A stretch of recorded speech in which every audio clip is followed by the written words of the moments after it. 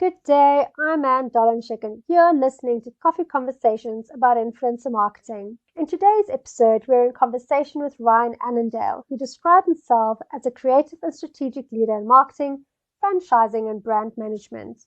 At the time of recording this podcast episode, Ryan was the franchise development manager at Battery Center. His role was to develop new standards, operations, procedures, marketing strategies for the Battery brand.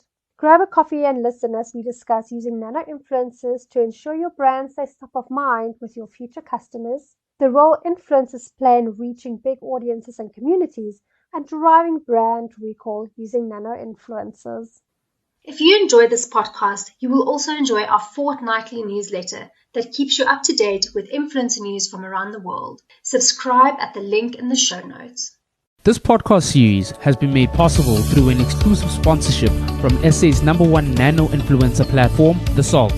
Most brands have a communication line to their existing customers, but not a way to get them to have additional positive brand conversations. theSALT solves the problem by identifying brand fans and getting them to talk more about their positive brand experiences.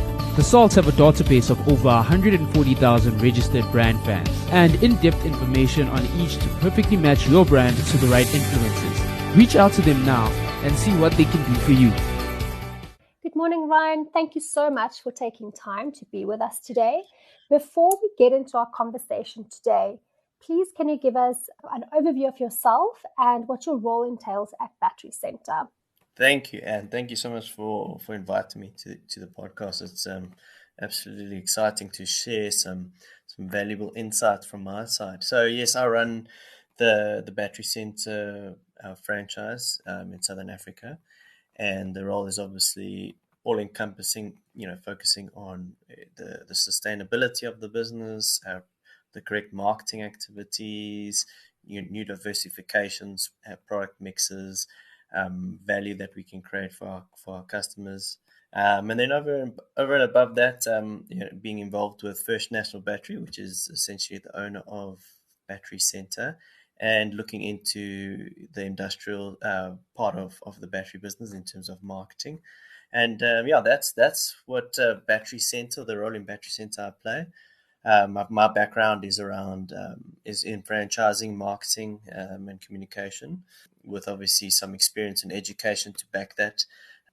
And it's been a pretty exciting journey with Battery Center, I would say, over the last 6.5 years, taking the brand and trying to bring it into more of a modern world, both in terms of visuals and how we communicate and how customers can find us, and how we connect basically with people.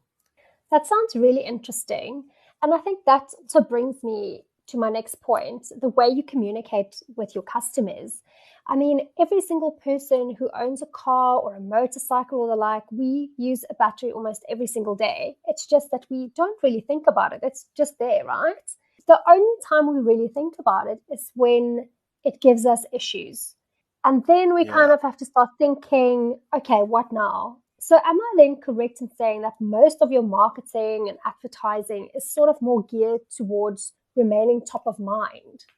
Yeah, I think it's I suppose it's important for us to note that batteries it essentially is a grudge purchase. So grudge purchase being where you don't expect or plan to really fork out some cash for something that's just gone wrong. And so it's like plumbing. A pipes burst, you don't, or geyser burst, or unless you have insurance for it, you don't plan for it.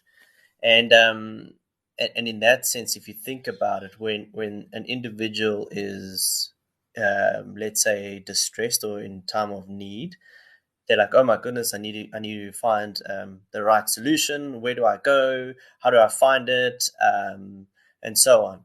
And when that happens, obviously you want to be top of mind when that person's thinking, oh, who am I going to phone? How am I going to do this? Where am I going to get help? And so definitely a lot of the marketing aspects we do is around creating strong brand awareness, and I would want to say long lasting brand awareness, as I think an average life cycle of a battery can range between 3 and 5 years. So you need to try to keep that brand recall rather high. So yeah, and then we do obviously try here and there and play with one or two price promotions, but it all really boils down to time of need. 100%. And I think of myself when a couple of years ago, I was in that situation. My battery died, I was at work, and the first thing I thought of was like, oh, the last time I needed this, I was at Battery Center. Someone also said to me, they've had a really good experience with you guys. And that's kind of how it unfolded, right? You kind of go to where you trust that someone else has had a good experience, especially for something that needs to last you 3 to 5 years and not leave you stranded by the side of the road. So then where does influencers fit into this strategy? How did you make, or why did you decide to go with influencer marketing for this? Well, I think I can almost use your example, or to a degree. So, when I joined Battery Center, we did obviously a lot of research, and we did some recall, and we did some customer surveys on after each customer purchase, and that there was one of the main questions or purpose of the survey was to find out where or why the customer came to Battery Center, and the top results were they were referred, or they were or previously they had a good experience at that same Battery Center, so they were a returning customer.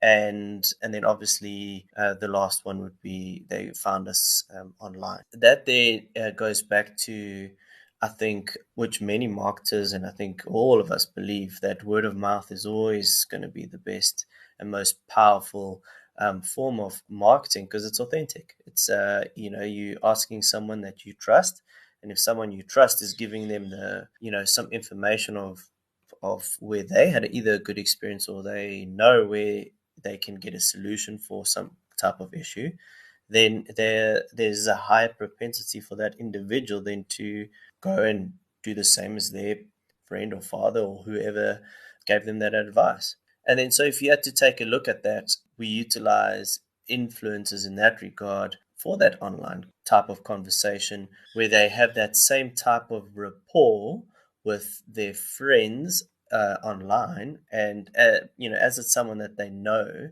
then they have some kind of connection to it.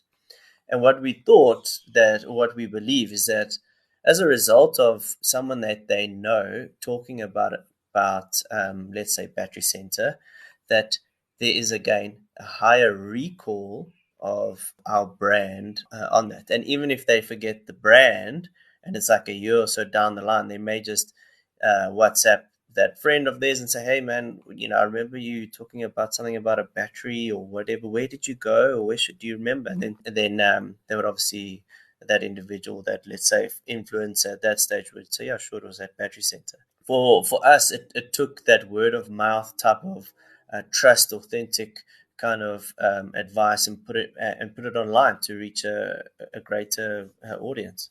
Yeah, I have to agree with you. Word of mouth will never go out of fashion. It's the most powerful thing, and it just keeps evolving. And at this point in the game, it is basically our influencers who's really good at that.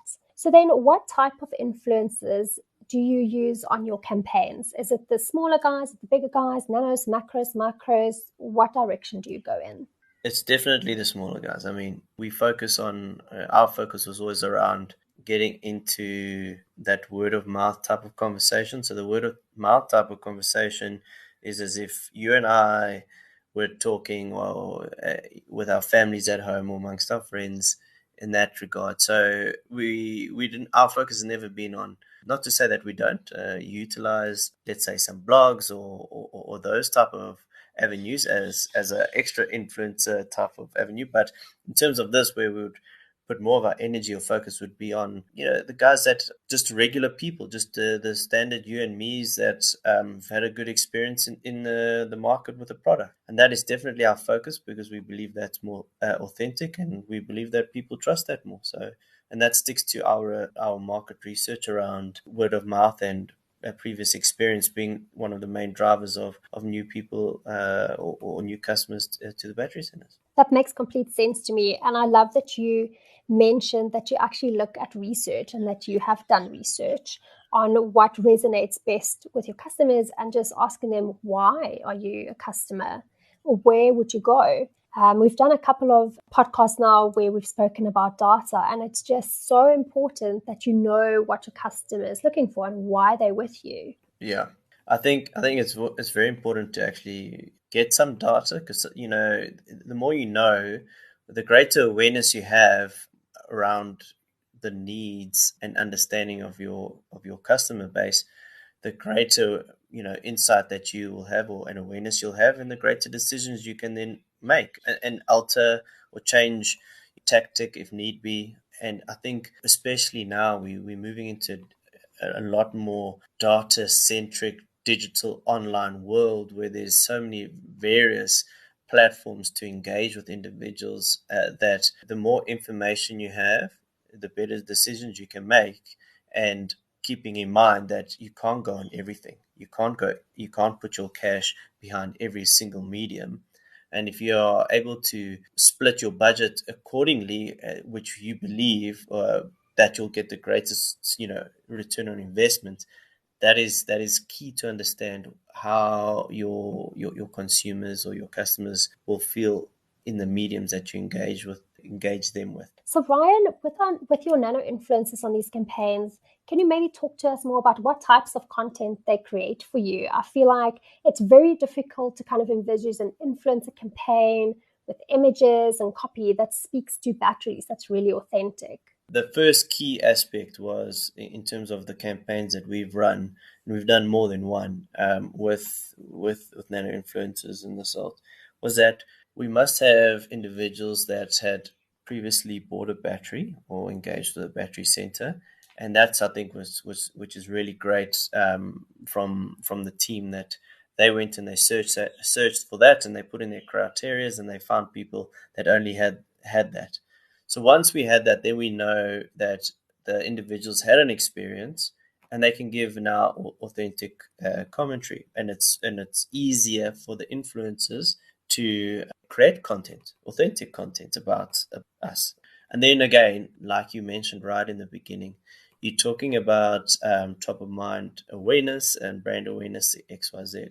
When the guys start creating content, they create content around the brand, the value that the brand stands for, and where they went, the location that they went, and even if they have pictures of the actual location, or if they have a picture even with the manager or the owner there, or mention his name and talk about the experience. And we move around some content that talks about one or two key points of our product, or key selling points. So, wow, hey guys, did you know that Battery Center sells batteries that are manufactured locally and have been doing so for so many years, since 1969, where the manufacturer's been here for 90 years. So that type of stuff, work on those type of elements, which almost engages a community now, where supporting local businesses is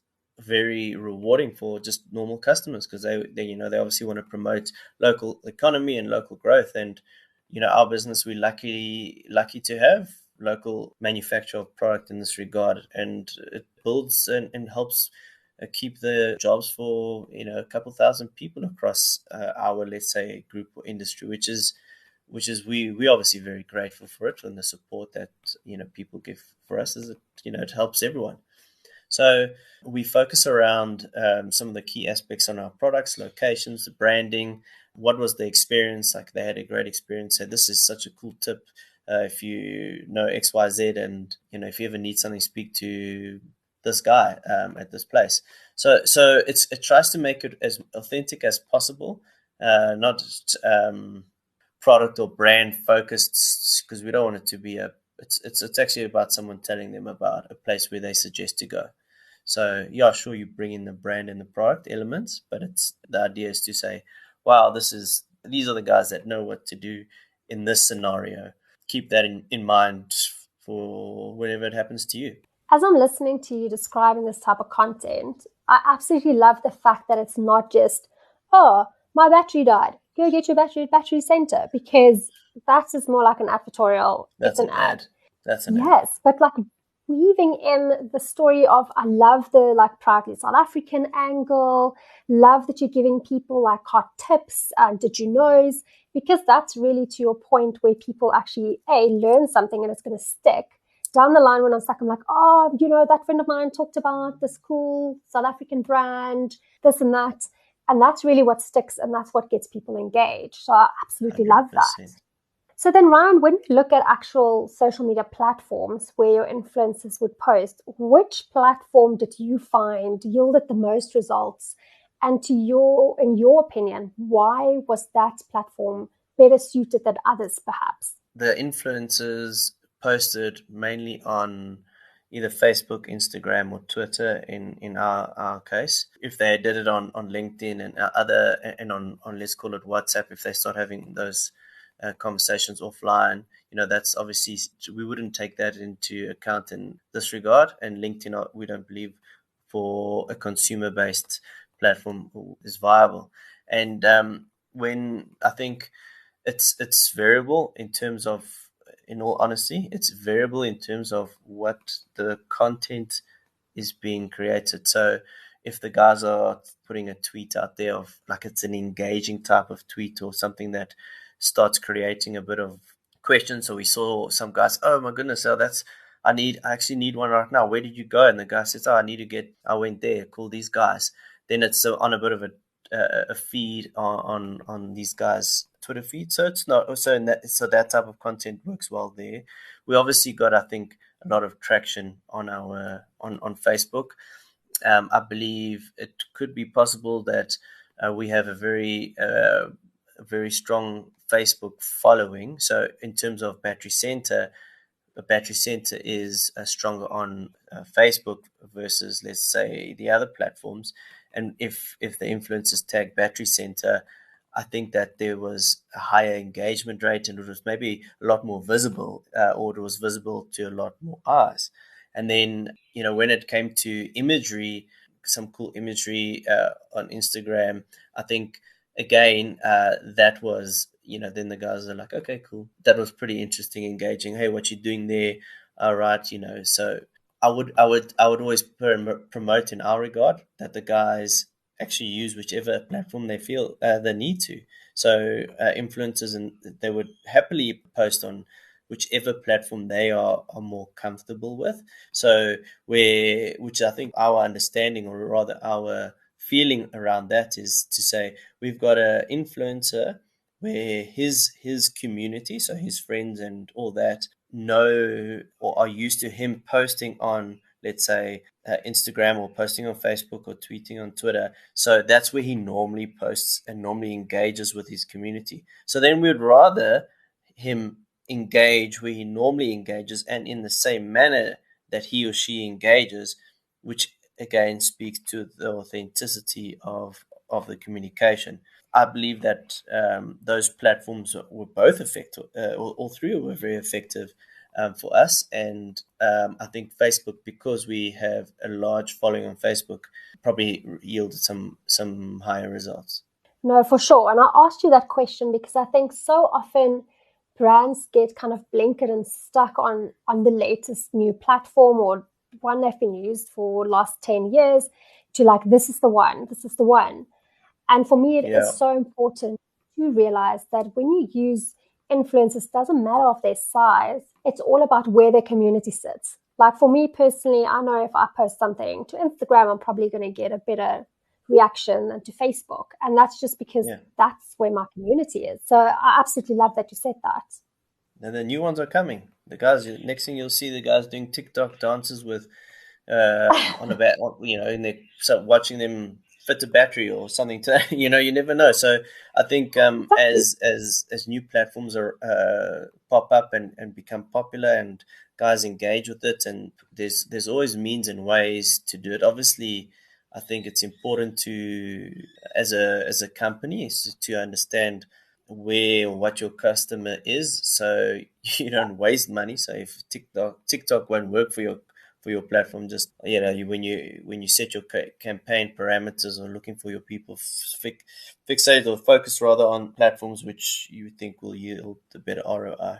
And then the big question, Ryan, the big question is, did it work for you? Did your influencer campaign actually deliver what you wanted it to deliver? Yeah, I mean, look, we set some metrics and targets to achieve in terms of, conversion rates, impressions, and all that kind of jazz. And we also we boosted a couple of some of the top posts. And so let's call it the booster posts and the generic influencer posts. Overall, we achieved higher than our targets, the objectives. So we actually outperformed the what we needed to outperform. And in that regard, obviously, we had a very successful campaign. We drove a high number of impressions and people through to the site and to the call to actions. And, it was very good for us. And I believe, like I said to you, how we started in the beginning, in our business, if it's a 3 to 5 year life cycle of a product, we may only reap the reward of an actual purchase in a year's time, of which we, in all honesty, we would never be able to, peg it down to influencer marketing in that sense, but it very well could be, unless obviously every single person said, hey, we continue with our surveys for every single person, which obviously we don't do. Sure. So that's really good news. I love that you've actually outperformed the KPIs you set, because it's one thing meeting 100%. them, but outperforming, that's fantastic. So congratulations. Yeah, it seemed like it was relatively easy in the end to outperform it. So next time I'll put some higher targets. So then we spoke earlier about you doing a lot of things in the marketing world to be top of mind. So when in a year's time I need a battery, I'm like, oh, yes, saw this on my Instagram, saw that on my Twitter, saw that on a billboard, saw that in a magazine. So then my question to you is, do you at Battery Center integrate your influencer campaigns into bigger multi-channel campaigns, just so that you've got those extra touch points instead of 100%. just solely, looking to them? Absolutely. #NoFilter. That's how this podcast is delivering real down-to-earth stories told by real people. For an influencer campaign that takes brand conversation to everyday real-life situations, go check out theSALT.co.za. They are the undisputed experts in real influencer marketing. Absolutely. So, two aspects to how I see influencer marketing integrating into, let's call it your overall annual marketing plan. So you have, I would say, if you have the ability and budget to have continual online conversations around the product, and you're rotating a group of influencers over a set period, so you have on and off type of period for online influencers over each quarter, but you would do it always on type of stuff, having comms from influencers. That means you have a huge reach. So your reach has maximized in terms of your budget, and you have it over a long period, so it's consistent, and it still remains authentic, which is 100% key. And then in that same regard, whenever you're running whatever campaign it might be, so let's say you're launching a new product, or you're going to have some specials, or there's a promo running for X, Y, and Z, then you obviously can utilize that same set of influencers at that same time, and whatever your posts or scenes are that you provide to the influencers to create would then again speak to that campaign. And whenever you do a campaign, I think every marketer knows a cross-board campaign is always more effective, meaning that if your touch points are both online, out of home, if you have the ability to, depending on budgets, obviously, if you're on TV and radio, and then you have on your online conversations, and then at the same time have one or two key billboards, or you're on a whole bunch of digital billboards, and then further to that, our franchisees get given content of that same aspect, where they would either do localized marketing if it's in local newspapers, or in some cases local radio stations. It's all talking about the same message. So then the same message is being spoken about across all touch points, and then influencers as your word of mouth then continues that same message and brings it across through to their community. So I think, when you integrate that, I think you are adding to the ROI. You're increasing the ROI of your overall campaign metrics. So 100%, we definitely do that. If they don't have the budget to be always on, they would use it just to link in with the with other elements of the campaign. For sure. And I think to your point, it all depends on your budget, but it's always so important to kind of cover most channels just so that you can reach different audiences, but you also have that continuation of conversation no matter where your kind of audience is at that point in time. Exactly. There's people that aren't on Twitter. There's people that aren't on, or there's people that just maybe aren't active online, and they need to see it in a billboard, or they need to get in their local newspaper because they still read newspapers, or they need to, if they hear about it or see an ad on TV, these touch points in our industries to be across board is quite important, because who drives a car? Well, everyone. So absolutely, it's like, please define your target market, Ryan. Everyone. Well, I don't think. I can just say that, or we'll have to take a couple hours to really deep dive that and to really analyze each individual. Exactly. Yeah, that's another conversation for another day.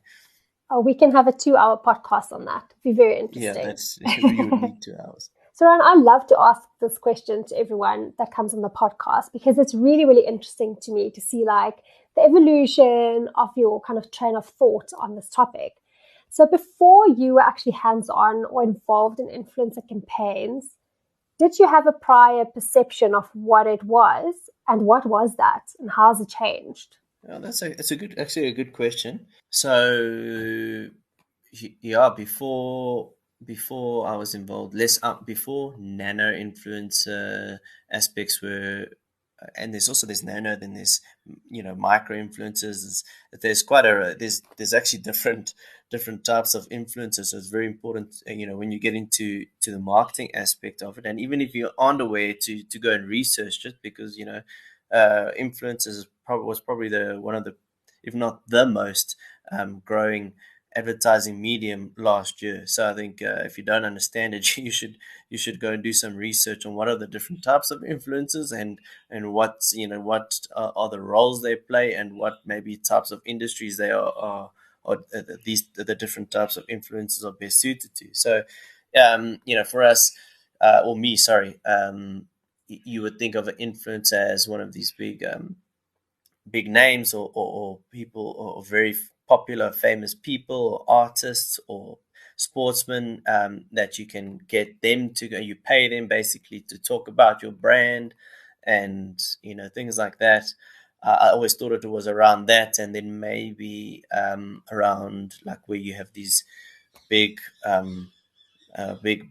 blogs and with huge followings would be the next one, where influencers were. That's, I suppose, was my initial perception, and which in terms of spending big cash on a big famous person to promote our brand, I'm not against it, but again, leveraging as many touch points as possible, and a budget, we never did it. It wasn't something that was it wasn't something that I was overly keen on. And then obviously, that shifted once you saw the opportunities of taking, and it goes back to word of mouth again. It was an opportunity to say, okay, well, now we can take word of mouth and leverage word of mouth online, and even boost it so it can reach more people. Like online reviews and that type of stuff is becoming a lot more. People are trusting online reviews more and more as integrated into the digital world, in that sense, where previously, like let's say 10 years ago, if you saw a review online, I don't know if people would be like, oh yeah, maybe that's just, what is that comment? I don't know. I'd rather believe someone tells me, face to face. But now it's almost like it's a face to face conversation. that was, I would say, my transition, and going from understanding of where it's this big platform to actually just regular people talking about your product or brand and being authentic, which is what we all about, authenticity. So that was definitely my transition. Look, your initial perception of influencer marketing wasn't really wrong. That at some point was what we perceived as influencers, right? It was celeb sponsorships, it was people with huge blogs. And then we only later on realized, but wait a minute, there's this whole other world of influencer marketing. Correct. So you've just been educated and just kind of opened your world up to that. I think that's fair, and nice of you to say. If you're in marketing these days, you must know what all the different types of influencing markets that there is, and I think there's definitely a large amount of people still today that don't know about nano or micro or the different types of influencer marketing in that aspect. Top guys, CEOs of companies, I guarantee you, a lot of them don't know. Big organizations, potentially, I could put money on it. That's, they may not be aware of nano or micro influencers, and in their mind, they probably think of, oh no, I don't want. You ask them, hey, do you use influencers? And he probably thinks, no, I don't use Ronaldo to promote my brand. I'm not going to do that. I guarantee you that is still happening today. Without a doubt. Oh, I can guarantee it. Like, we experience it all the time. And then you also kind of speak to people about influencer marketing and their faces just go, it's like a swear word. You're like, influencers. Yeah. And they're like, oh. Jeez, why am I going to get the Kardashians to come and promote exactly. my stuff? Jeez, exactly. And it's gotten a bad rap over the last couple of years because, like, most of the time you just see like the bad articles on these celeb influencers, the reality stars, what's happened. Correct. If they do something, then the brands link to it. And you just kind of, we're always out there trying to just educate and be like, no, but there's so much more than that to this. You don't need to use a celeb. You don't need to use a Kardashian. There is a lot of other things that you can do. Exactly. And for us, it was actually, the big thing for us, it was, as I said to you, it was based on our research, word of mouth being one of our top drivers. So now we can take word of mouth and we can use it as a marketing tool. So then, Ryan, do you guys implement influencer campaigns in-house, or do you use specialist agencies to do this? No, we definitely wouldn't do it in-house. So where are you going to find those people? And we use an agency. So we use an agency. What we get from the agency in that aspect is that I know I can say, I want, this is my target market for what I want for influencers. So obviously I say I want individuals, I want X number of individuals in this type of bracket. I want like the typical moms, or I want the typical X, Y, and Z, and I want them to be ex customers of mine. You can go and find that, and please make sure you're not finding guys that are just hustling and doing whatever. So telling you stories that they're actually part of it, which is why you would want to use an agency so they can filter that out. So that's not my core job. You know what I mean? And then they would obviously, as any company with a core focus, you would learn better techniques and tools and like, let's call it little tricks of the trade to get better performance and return on investment, and maybe new little interesting avenues or suggestions in terms of conversations or topics, or guiding us and say, okay, you may want to steer away from that type of conversation as it actually won't be authentic. That doesn't sound authentic enough. You're almost pushing it now to an advert, which I think is something that must always be very, very top of mind when guys are using influencers and they're creating posts or scenes and stuff, that they don't force influencers to create a content that will come across as if they are making like an ad, because then you're losing that authenticity. I think it's important, because it's can you as a marketing manager or whatever, you can easily fall into that trap, especially with nano influencers. You've touched on something very important there. And that is that sometimes marketers get really wrapped up in their brand and they don't realize when they're reviewing or approving scenes and things like that, that they really just want to pump in like information, like so it reads like an ad. And we always say, yes, we obviously get guidelines from you. We want to know what message needs to land, what's the important things. But in that framework, you need to give those influencers a little bit of freedom and trust them that they actually make content that they know resonates with their audiences or their friends and their families who's consuming that. So we always have to consult on that because, to your point, it's just sometimes like, just pump in the brand. And you're like, no. Yeah.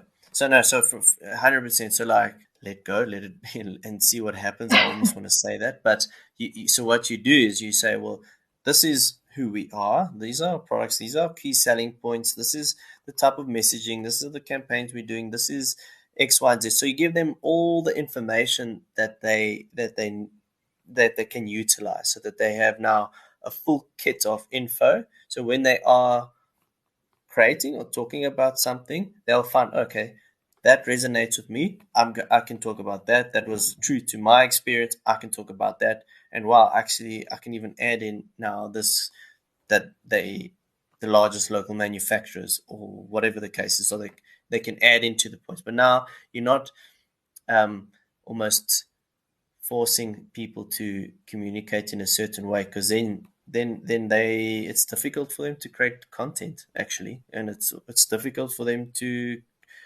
be authentic in their content. And then lies the importance of the nano influencers. So the more authentic and natural the content's created, the higher propensity for that content to be shared or read or liked, commented on, and therefore reach a larger audience.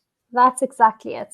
And I think it's really difficult sometimes to kind of let go to a sense, just purely because this brand is your baby and you just want the best for it. So I can understand that you don't always want to let go. And so it's very difficult to say that. Obviously, everyone has got their own jobs to do, and as a marketer, you always want to try show the company what the return on investment is, and in many cases in marketing, it's very difficult to do that. So your marketers are always under pressure to make sure that they best bang for their buck and keep all the stakeholders happy. Yeah, it's a tall order to keep everyone happy, but it's all good. Yeah. So Ryan, then can you maybe share your biggest learnings and insights with regards to running influencer campaigns? We've almost touched on some of those points, but I would say the biggest rather insight or learning in this aspect is again around not forcing the type of content or the way the content is created, and that when you are giving the information through to the agency or the influencers, that the information is provided and it's straightforward and easy to understand as if you are a customer. So if a customer is looking at this information, I understand these touch points. I understand those unique selling points of the product or the brand or the service, and the messaging is clear and to the point. And then again, you have your guidelines of your scenes, and now you have I would like to call it your toolkit for your influencers to refer back to. And that for us was one of I think is the biggest learning, to give your influencers the freedom to create their own content with a strong toolkit that they can utilize. So you're speaking to both meeting your brand's objectives, but you are still remaining authentic and creating it easy for your influencers to communicate. I'll definitely say that's probably the main learning on that. And maybe be another other aspect is be careful. Like sometimes depending on what your company or your product or your brand or what message you're trying to get across, just make sure that it aligns with nano influencers or influencer marketing, and if that's the right medium to use. Those are two very, very good insights, and I think really good to actually keep in mind when you are implementing influencer campaigns. So thank you for that, Ryan. Pleasure. Absolute pleasure. So that comes to the end of our chat. Thank you so much again for spending time with us and sharing your knowledge and your wisdom with us. So before we go, please can you tell our listeners where they can find you online if they want to learn more about you and what you do? Yeah, so the best place to find me would be on my LinkedIn profile. So you can connect with me via LinkedIn, and I'll happily engage with you and share feedback that we've had in the industry and different strategic marketing aspects where I would say some of my core competencies lie. Thank you so much, Ryan, and hope to chat soon. Thank you so much, and it was great chatting to you. Have a lovely day. Thank you, Ryan. Goodbye. Thanks. Bye. This podcast series has been made possible by theSALT, the influencer company that turns influence into affluence. In the same way that information is presented in this podcast in a relatable and authentic way, theSALT gets your customers to tell their real brand stories to their community. Go to thesalt.co.za to learn more about how theSALT can help you grow your business.